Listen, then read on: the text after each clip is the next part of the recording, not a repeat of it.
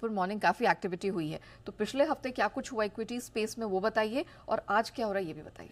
बिल्कुल, good morning. काफ़ी कुछ हुआ है। बीते हफ्ते 4 दिन तक हमने लगातार देखा कमज़ोरी रही, लेकिन फ्राइडे के दिन एक रीबाउंड सेशन देखने को मिला। जो मंडे टू थर्सडे हमने कमज़ोरी देखी, उसकी थोड़ी भरपाई हमने फ्राइडे को होते हुए देखी। 4 दिन गिरने के बाद डाउ करीबन 300 अंक ऊपर बंद होते हुए दिखा। नैस्डैक में भी करीबन 200 अंक की तेजी आती हुई नजर आई। बड़े दिग्गज IT शेयर्स में एक अच्छा रीबाउंड देखने को मिला। अमेजॉन, अल्फाबेट, टेस्ला जैसे स्टॉक में 2 से 3.5% तक की मजबूती जो है हमने फ्राइडे के दिन देखी। लेकिन वीकली परफॉर्मेंस अगर देखें तो बीते हफ्ते काफ़ी कमज़ोर हफ्ता देखने मिला। पहला हफ्ता है 2024 का जहाँ पे इतनी कमज़ोरी आती हुई दिखी। डाउ करीबन 2.25% नीचे बंद होते हुए दिखा वीकली बेसिस पे।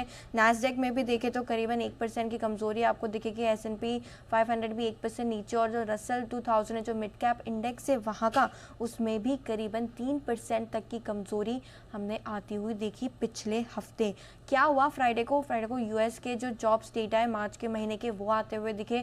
वो काफ़ी स्ट्रॉन्ग थे, जिसकी वजह से ट्रेडर्स ने एक रीबाउंड सेशन वहाँ पे देखा। US में करीबन 3 लाख से ज़्यादा नई नौकरियाँ जो है वो जुड़ती हुई दिखी। अनुमान सिर्फ 2 लाख नई नौकरियाँ जोड़ने का था। तो जो जॉब्स डेटा है वो काफ़ी स्ट्रॉन्ग है। जो वहाँ की इकोनॉमी है वो काफ़ी मजबूती से आगे बढ़ती हुई नजर आ रही है, जिसकी वजह से एक रीबाउंड सेशन US में हमने देखा। अनुमान अनुसार ही देखें तो वेजेस में भी 0.3% मंथ ऑन मंथ बेसिस पे और 4.1% YY बेसिस पे बढ़त आती हुई नजर आई। अमेरिका में जो 10 साल की बॉन्ड यील्ड है वो 10 बेसिस पॉइंट उछलकर 4.5 महीने की ऊंचाई पर पहुंचते हुए दिखी। 4.4% के आसपास आते हुए दिखी। डॉलर इंडेक्स भी देखें तो 104 के पास आपको ट्रेड करता हुआ दिखेगा। लेकिन अभी भी 59% जानकारों का, जो एक्सपर्ट्स है उनका यही मानना है कि जून में रेट कट हो सकता है। ट्रेडर्स भी इस पर अभी जो है रिलाय करते हुए नजर आ रहे हैं। लेकिन इस हफ्ते काफ़ी कुछ होने वाला है, और बुधवार के दिन जो मार्च के महीने के महंगाई के आंकड़े आएंगे US में, उस पर रहेगी नज़र। 2 इंपॉर्टेंट आंकड़े होते हैं रेट कट को फेड पॉलिसी को लेकर।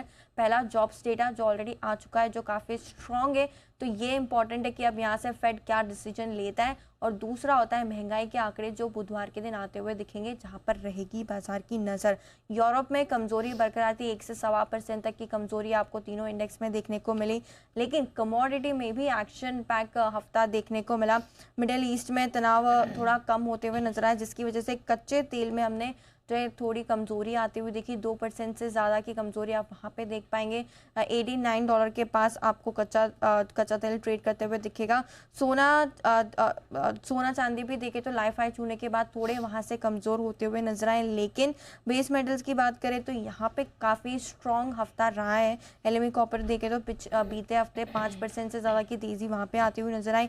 एल्यूमिनियम भी 14 महीने की ऊंचाई पे 5% की वीकली बढ़त यहाँ पर भी हमने देखी। तो एक रीबाउंड सेशन था फ्राइडे के दिन। जॉब्स डेटा आते हुए दिखा, काफ़ी स्ट्रॉन्ग था।